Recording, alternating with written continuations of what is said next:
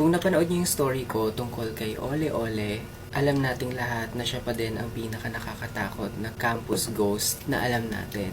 And itong story natin tonight ay another campus ghost story. 5 years ago mula nung naranasan to ng sender natin, and it happened sa Pasay City West High School. Nung araw na pumunta yung sender sa school nila, it was the day na kuhaan ng card, and that day late siya at yung kasama niyang friend. Normally pag kuhaan ng card sa school may specific time lang. Let's say second year 8 to 9, third year 9 to 10. At dahil late nga sila, konti na lang yung students na naiiwan sa campus. So basically pagdating nila sa school, halos wala ng students and yung mga teachers ay nasa faculty na daw or nasa office. Pagdating nila ng school, sinabihan sila ng teacher na may hawak ng card nila na wag nang magstay sa office and lalabas na lang daw siya para iabot yung cards nila. So siya at yung kaibigan niya nag-decide na mag-antay na lang sa may bandang hagdan. To be specific, yung hagdan kung saan sila nakaupo ay katapat ng CR ng boys. Habang nakaupo sila, niyaya niya yung friend niya na mag-selfie kasi i-update niya lang yung parents niya na nandun na siya sa school.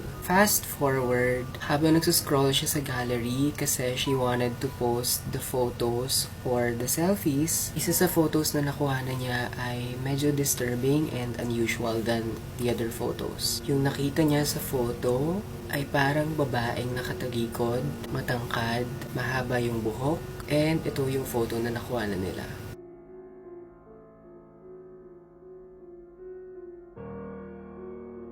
Ang sobrang terrifying pa for them is around that time, wala nang mga tao talaga at all.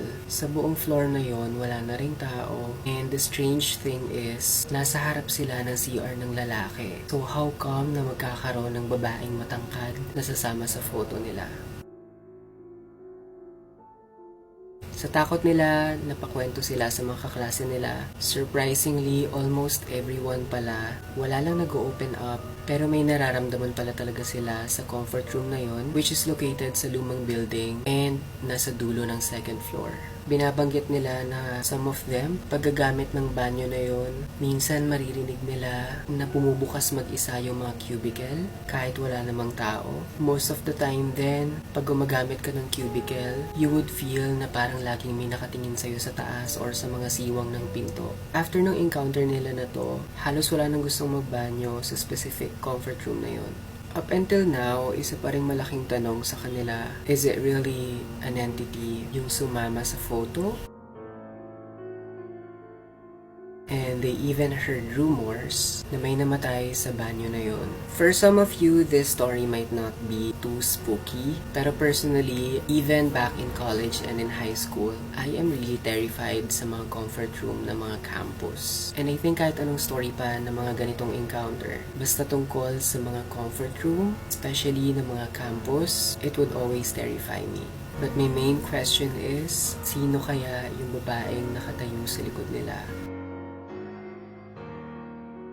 That's it for my video. Kung meron din kayo mga horror stories na katulad ng kay Sender, you can message me on Instagram, you can share stories to me there, and I'll be happy to share it here if you'd approve. Thank you so much for watching, and for more videos like this, please like, comment, and follow for more. Bye everyone!